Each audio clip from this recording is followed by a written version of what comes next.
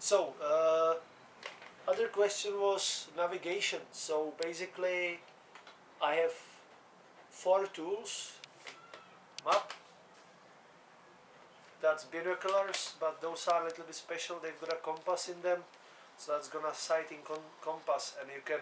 It looks like this sniper thing in movies, and it can tell you very precisely what you are looking at, and it tells you your bearings. Then I've got protractor, and this is a really funky tool. That's the first time I used it when I did the south coast of UK. It's just a little simple device. I can show you very quickly how it works. It's, for instance, let's say I want to go crossing from Skagen to Kristiansand, or what is it called? Yeah. And I know on the map where is the scale. I think this one is 1 to 800,000.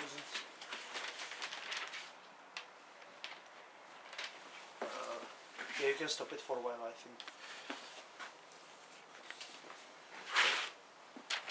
Yeah, till I find it. It's usually so hard on those maps to find the scale.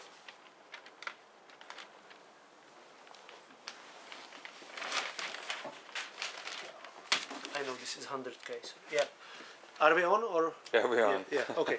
So that's just a theory. Let's say that this map is 1 to 800,000 and 1 centimeter on the map is 10 kilometers. Yeah, and this is basically square in kilometers. So take this, just align it with those lines. Everybody knows what they are like. They are here. And I just take it like that. It tells me my bearing is 286 degrees and the distance is, I just basically was holding it from here there, so that's my distance, the rope, and I go around and I know that's 1, 2, 3, 4, 5, 6, 7, 8, 9. So at the moment I know that I've got 90 kilometers to paddle in 186 degrees. Nice and simple tool. Yeah, it's on a kayak. You can actually, I have like for a different map I can have different rope, and with the scale you can just make marks on the rope for every 30 kilometers, so you can have a rope that big, and then you just know you go like that, and you know that that's gonna take you a week to paddle. Yeah, it's very simple, and you can reverse it the other way. If I am let's say here on this corner, and it's a bit foggy, what happens, like all those headlands, they kind of blend together, you just can't see it exactly. So, or you are not sure which of those it is, you just look with your sighting compass, it's gonna tell you it's about 70 degrees, you know where you are, and then you just use this one on the map and it shows you which place it is.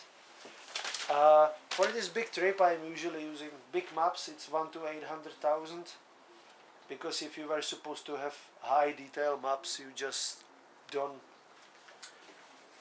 It's too expensive. You would paddle map a day, 1 to 25,000 you cover the distance of the map in 1 day, so that's just doesn't work. And you don't use sea maps? Not really. I prefer the local knowledge, so, and from my UK trip I actually realized that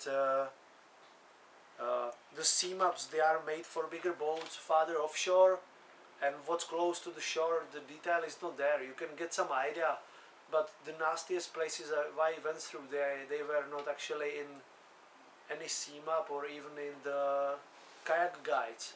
But the kayak guides are actually very good, especially for the UK. You get most of the coastline is in sea kayak guides, and you can just take that in the road map, and you are really safe. So I take every headland if I know there is some kind of flow, which you know from the locals when you speak to them, and you are in the place, you move so slowly, so you get very good feel for the area. I take every headland as a potential danger. If there is headland, there is flow. and I'm not sure what is it doing, I would actually stop in front of the headland or plan my day the way that I finish on the side before the headland, put the can tent up and walk up and have a look what it looks like. And if there is a fisherman or a pub, I just go in and ask, and that works fine for me. For higher detail, for instance, going to Copenhagen through the islands on my map, there is no details, and I find this like very good device. This is not actually on the kayak with me, it's in the kayak in a pelly case, and I don't use it on the water, but I just have GPS in it which tells me the position, and you can have free programs on Android, even on iPhone. And then I go to Google Maps, and you can actually get offline Google Maps. So I stop somewhere where is Wi-Fi, go 500k on the map in very high fine detail, and then the GPS. If I'm not, I always know like plus minus 5k where I am, usually even in more detail. But if I wanna find the channel where I need to get to, I just stop, look in there.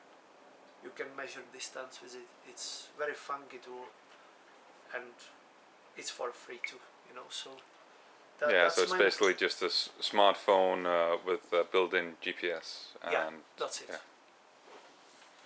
And the battery on it, I've got a solar panel, so no big deal. Yeah. That's the navigation.